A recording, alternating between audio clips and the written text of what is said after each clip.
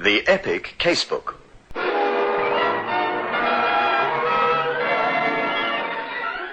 In which Inspector Carr investigates.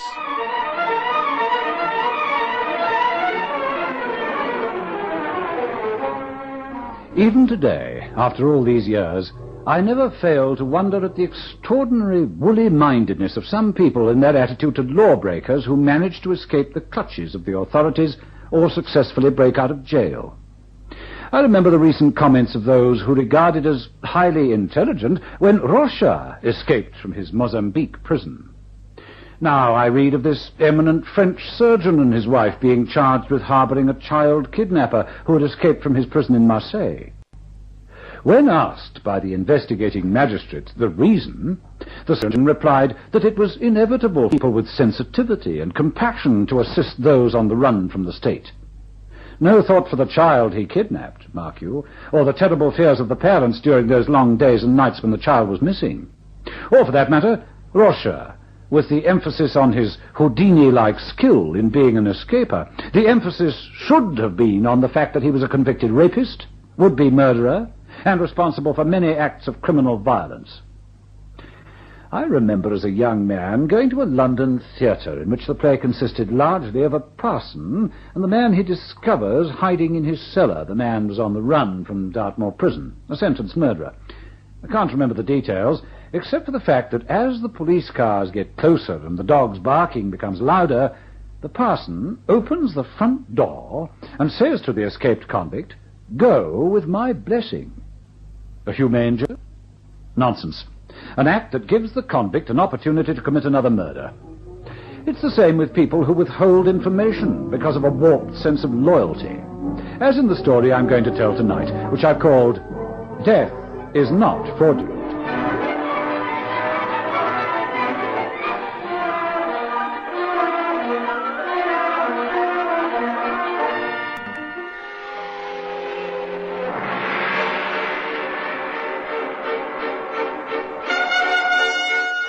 A young woman named Paula Harriman was heard to scream at approximately midnight. The landlady went to investigate, found her lying on the floor of her room. She had been killed. Now, tell me exactly what happened, Mrs. Deutsch. Happened? What have I got to tell? That this should happen in my house? That poor Miss Harriman? I know it must be terrifying for you, Mrs. Deutsch, but you say you heard someone running down the stairs. Yeah, I'll never forget it. It was terrible. Now, just sit down, Mrs. Deutsch, and tell me exactly what happened. It was just 12 o'clock exactly. You sure? Exactly 12 o'clock? Yeah, I am sure. You see, I had been listening to the radio, and the speaker, he said good night, and said, soon you will hear the midnight bells.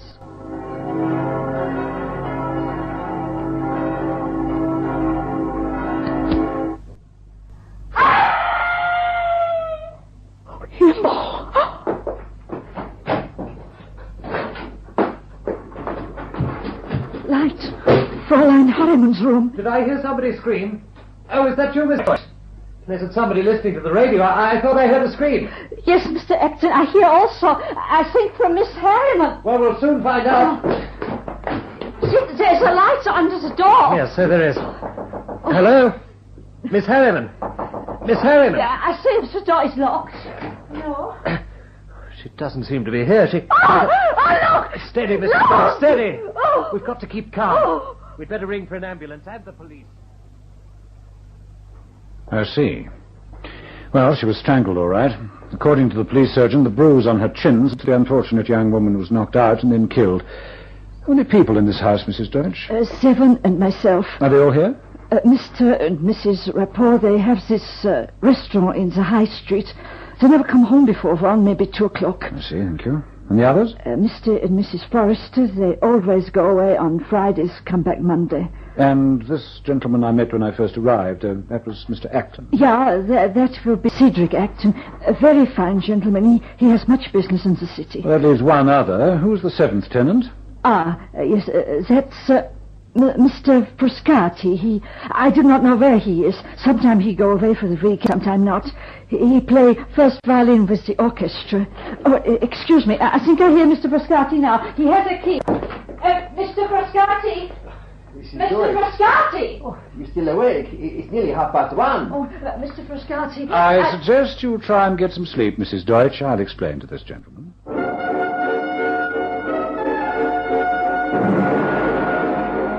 Angelo Frascati stood in the hallway clutching a violin case dressed in white tie and tails. It was obvious that he had just come from some musical presentation, which he later confirmed. I went with him into his room. There was no doubting the distress of the man when I told him of the tragedy that had taken place less than an hour and a half ago. Miss Harriman? But why? Who would want to do a thing like that? Well, I haven't searched the room thoroughly as yet. I have spoken to Mr. Acton and, of course, Mrs. Deutsch. But they say that they found the young lady perfectly charming, although neither could tell me whether she had any employment. What do you know about her, Mr. Frascati? Very little. I know that she's an American, and once she stopped me in the passage and told me that she's been to the Wigmore Hall, where I play first violin. She was most charming, but who or what or why or how, I'm afraid I know nothing about her. Well, thank you, sir. No need to keep you awake. I shall have the unhappy task of going through the woman's effects.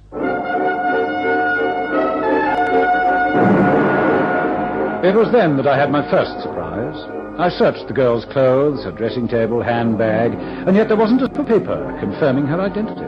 Neither passport nor birth certificate, nothing. By the time I'd finished, it was nearer 3 o'clock than 2, and I decided a few hours' sleep were required.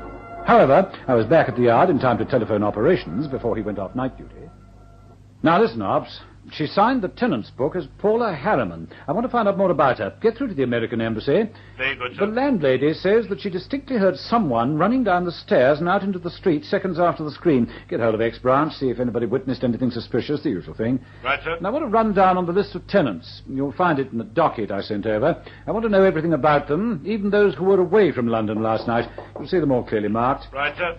Oh, and let me know as soon as you get anything from the American Embassy. I will, sir. Oh, come in, Mr. Acton. Come on in. Thank you. All right, Ops, don't forget, time is of the essence. Right, sir. Well, it's good of you to come along, Mr. Acton. I did say any time, up till 1 o'clock. Thought it being Saturday morning, you'd like a longer lie-in, especially after what happened last night. Terrifying, absolutely terrifying. Mrs. Deutsch says that she heard someone running down the stairs. Perhaps if I'd opened my door a few seconds sooner, I might have caught the swine. Well, you can't berate yourself for that. Now, you heard the scream? Yes. I opened my door and there was Mrs. Deutsch. She heard it too. We were the only two in the building.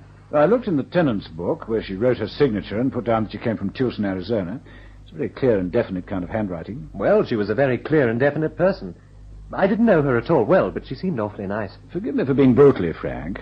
Do nice girls have people in their rooms at midnight? Come, Inspector. Aren't you rather old-fashioned? It's not a hotel, you know. We have our separate apartments. Fair enough. But if you knew the number of lonely girls, strangers to London, who are murdered each year, you too would wish we lived in an age when it was considered wrong to entertain people of the opposite sex. Now, you signed the tenant's book last January. That's 5 months ago. Yes, that's right. I remember when she moved in. A friend of mine had the apartment before her. He was transferred to Swindon. I must say it was rather funny. What was funny? Well, it's a kind of unwritten law that whoever sees the post first picks it up, sorts the letters out, and puts them on the ledge in the entrance hall. Do you know, I've never once seen a letter addressed to Paula Harriman. Well, frankly, I decided not to disturb Mrs. Deutsch earlier than was necessary. She was in quite a shock. But the sooner I can get this investigation underway, the sooner I'll get the killer. I'm working in the dark. That's why I called for your assistance. I'll need to find out whether she had a banking account, whether she had any men friends. Our senior police surgeon says there was no question of sexual assault, yet there must be some reason for such a brutal method of killing her. Bank. You mentioned bank. Yes. You thought of something? Yes. I happened to work on the stock exchange, and some weeks ago, very funny. Hello, Miss Harriman. You're in the wrong end of town, aren't you? Well, Mr. Acton, I've never been into the city before. Nothing but insurance companies and banks, except for the bank I'm wanting. What bank is that? I know most of the banks around here. The United States Bank Corporation. Oh, I can tell you where that is. Now, you're in Queen Street. You need to be in Queen's Place. Now, you go to the end of this block and you'll find it on your left. Oh, thank you very much. I must hurry. I'm supposed to be there at 12 o'clock. Harriman. Paula Harriman, you say, Inspector? Yes, that's right. Harriman. Well, sir, if she does business with this bank, it'll be on one of these cards. Harley. Harris. Harwood. No, sir. There's no Harriman here. I'm afraid not. Well, I had great hopes, Mr. Rogers. You're quite sure? No, Miss Harriman. Oh, quite sure. I'll make inquiries from the rest of my staff, of course, but if anyone does business with this banking corporation, it's automatically indexed here. Oh, well. Oh, just a minute. I've got a picture here of the young lady. I'm having it circulated in certain quarters. Perhaps you might recognize it. I promise you, Inspector, that if that young lady... Wait a minute. Are you saying that this is a photograph of a Miss Harriman? Yes, I am. I found it in her apartment. Probably a year or two old, but sufficient for identification purposes. What's the matter? You do recognize her, don't you, Mr. Rogers? Yes, I do. I remember her quite well. She arrived with a letter of recommendation from our branch in Tucson, Arizona. She had also a number of traveler's checks with her. There's only one thing wrong with all this, Chief Inspector Carr, but first of all, I'd better make quite sure. Yeah, here we are. That's right. Here it is. Yeager. That's right, Yeager. Her name isn't Harriman. Her name is Mrs. Paula Yeager. Jaeger. Well, this is interesting. Very interesting. What address have you got? Care of the American Club, Piccadilly. That's an accommodation address. She lived under the name of Harriman at 28 Bailey Street. That's the wrong end of Pimlico. That's not a very salubrious address for a woman who's got £30,000 in her account. What seemed to be a murder investigation along the usual lines of an attractive young woman killed for reasons of jealousy or frenzied desires took on a totally different aspect. Why should she call herself Harriman, and why should the victim live in a rather cheap apartment house when she seemed to possess so many thousands of English pounds? I take it that when a customer opens a banking account, you take specimens of their handwriting, signatures. Oh, yes, of course. I always have them in duplicate. Then I'll take one set, if you don't mind.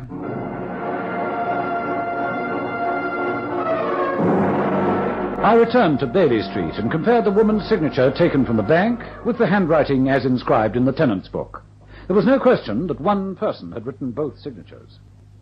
So, Mrs. Deutsch, your tenant's real name was Yeager. This is very strange. Yes, Mrs. Deutsch, very strange indeed. Particularly as the American Embassy assures me that there is neither a Miss Harriman nor a Mrs. Yeager registered as being Americans living in London. Excuse me, please. Yeah, this is Mrs. Deutsch speaking. Oh, I'm sorry to trouble you, ma'am. Chief Inspector Carr said he'd be at your place for the next hour or two. He wanted me to find out something for him. Oh, excuse me, the officer is here. For me? A gentleman wishes to speak to you. Thank you. Hello, Carr speaking. I have the information you wanted, sir. This is Rogers, United States Banking Corporation. Yes, Mr. Rogers. 2 checks make up the £30,000. Huh? Both drawn by the Rush Home Engineering Company. Both checks have been cleared, so there's no question as to their authenticity. Well, I wasn't questioning that. Do you know this firm? No, I never heard of them.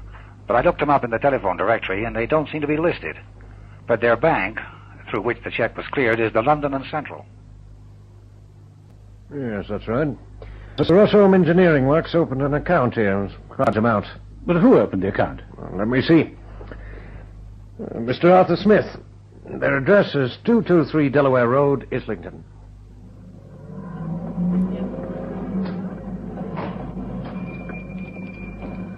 Can I get you something, sir? I'm looking for an engineering works at this address. I didn't expect to find a tobacconist shop. Well, you see, sir, we give an accommodation service.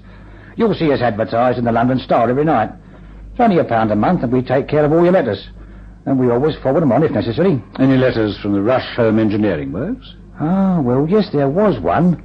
Had the name printed on the envelope, addressed to a Mr. Smith. I had to readdress it to the General Post Office, London. They got that, Ops. There must be hundreds of Smiths calling for letters to GPO, sir. It's not going to be easy. Yes, I know, but we must leave no stone unturned, as the saying goes. Fair enough, sir. It's a swindle, all right. The unknown man opens an account in the name of the Rush Home Engineering Company. He deposits a number of checks totaling £30,000, and then draws checks to that amount in favour of Mrs. Yeager. The question is, where did the unknown man get his £30,000? Who paid that sort of money to the Rush Home Engineering Company by cheque? You said something on the telephone about amounts of money paid to us by this engineering firm. Yes, sir, a firm that is non-existent. I don't believe it. I don't have to tell you that Rixton's are the largest firm of its kind in Europe. Yes, I know that, sir. But here are the amounts paid in and cleared by your bank. Now, who signs the cheque? I do. You're one of my fellow directors. You're Hunter. Who's Hunter? Our chief accountant. He's been with us for many years. Surely you don't think that Mr. he could Rexton, I'm from the murder, not the fraud squad. I'm making inquiries into the death of a young woman named either Paula Harriman or Jaeger. And somewhere, somehow, those checks issued by your organization have some connection with this murder. Preposterous. You'd better have a word with my Mr. Hunter. You say the Rush Home Engineering Company Limited. Yes, we did buy machinery from them, and we did issue those checks to which you refer. I see. What were they issued for? In payment of what? Oh, good heavens, I can't tell you off the cuff. Scaffolding irons, cement mix, all sorts of things. And you actually received goods? Received? Well, of course. I wouldn't have okayed the invoices otherwise. I've got the original invoices. Here they are. You mean that the address on the invoice is at 223 Delaware Road? It's an accommodation address. There's no works there, nothing but a tobacconist's shop. What do you mean? I know Mr. Rushholm myself. Well, have you the invoices on which these checks were paid? Of course. Who orders this material? The heads of various departments. Just a minute. Yes, Mr. Hunter? Invoices Rushholm Engineering. Quickly, please. It seemed absurd that a young woman strangled in some obscure apartment house should be linked with one of the most respected industrial firms in the country. Yet everything pointed to a link between an obvious fraud and a brutal murder. Here we are. Yes, that's it. Initialed by John Butcher. Who's he? A director of the company and head of our purchasing division. Poor chap. Why do you say that? Collapsed and died of a heart attack 6 weeks ago. What do these initials mean? Means that the goods have been delivered and authorizes us to pay on these invoices. I see, thank you. Mr. Rexton said something about a swindle. I can assure you that our precautions... Mr. Hunter, as I told your managing director, I'm more concerned with the murder that's been committed rather than with your company being defrauded. I'll take these invoices, if you don't mind. Carr? Operations here, sir. Yes? The name Harriman was not a non-dependent. FBI say that a Paula Harriman married a Mr. Ralph Jaeger, British subject. Divorced 3 years later in Mexico. Hey, wait a minute. Jaeger. Well. How's your German, Ops? Non-existent, sir. Why? Well, unless my memory fails me, Hunter in German is Jaeger, and Jaeger is Hunter. Beg your pardon, sir? Never mind, but I'd like to know the name Hunter of Rexton was born with. Well, but do you think, sir, that... I shall start thinking now, Ops. But things are moving apace.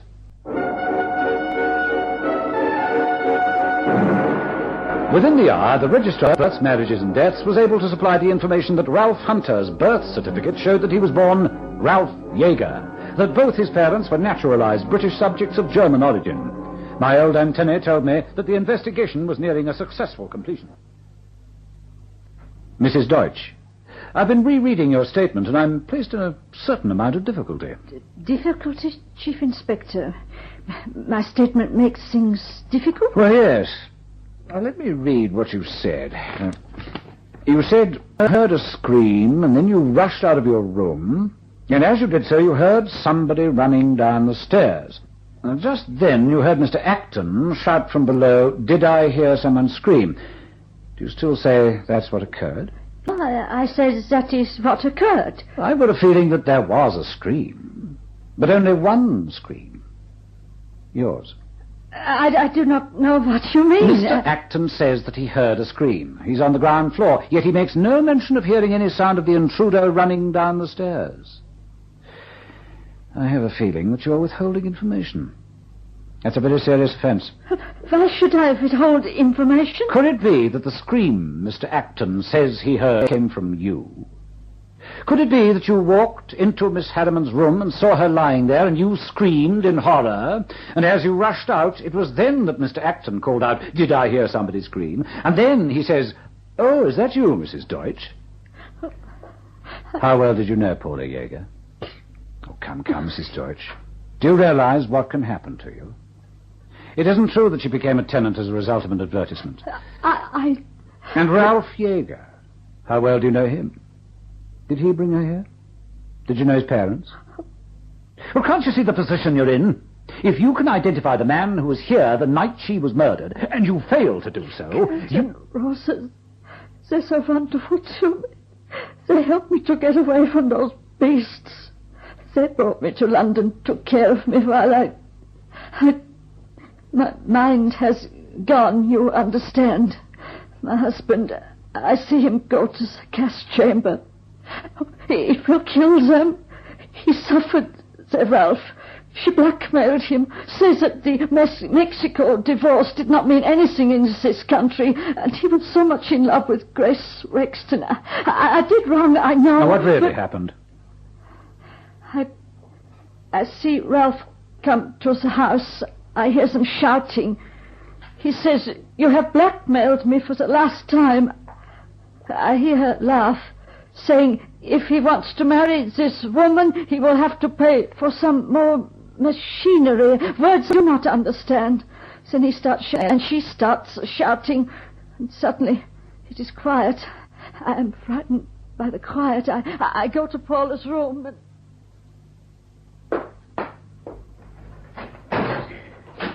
It's no use you going there. I've killed her. I've killed her here. I hit her, strangled her with these hands, and they can do what they like to me. But what have you done? What have you done? Paula, you have... Oh! Did I hear somebody scream? Oh, is that you, Mrs. Deutsch? Yes, Mr. Acton, I hear also. I think from Miss Harriman. Mr. Acton, he come up the stairs, and then I knock on Paula's door, pretending I had not seen the terrible, terrible thing I did see. Well, I knew it was your scream that he heard. You see, our police surgeon says that the young woman received a blow to the jaw, rendering her unconscious before she was strangled. It must have been a sudden blow, and she would have been in no position to scream. You'll now be asked to sign a statement identifying Hunter as the man who was here that night. His parents, his poor parents. What will happen to them? What about Mrs. Yeager's parents? They weren't responsible for their daughter's blackmailing activities. It's no good, Hunter. The game's up. We learned that you'd changed your name from Yeager to Hunter by deed poll, and I thought it was too much of a coincidence that your ex-wife, married in the name of Yeager, should be living in an apartment house run by a German. Are you ready to confess? Yes. Yes, I am. The scheme was hers. She arrived in London with news that our divorce wasn't recognized in this country. Started blackmailing me, and then she said she had this idea of... Oh, what's the use? Yes, I confess. So Mrs. Deutsch gave me away. Not that I can blame her. She didn't. It had to be forced out of her. You gave yourself away. You said one unutterably stupid thing when I first questioned you. It must have been the shock at seeing me. It must have been the shock of being confronted with a Scotland Yard officer to cause him to say, "It's nothing but a tobacconist's shop." What do you mean? I know Mr. Rushholm myself. And can one be more stupid than that? It must have been obvious that once the fraud had been discovered, we would know that not only was there no such firm as Rushholm Engineering Limited, but no Mr. Rushholm. The whole thing was a fraudulent fiction. Once Hunter blurted out that self-protective phrase, I knew he was involved in the fraud, and that it was highly probable he was connected with the murder. And yet, I can't help wondering whether the case would have been solved had there not been the 1,000-to-1 chance of Mrs. Yeager meeting Mr. Acton in the city and inquiring the way to the bank where she deposited the checks.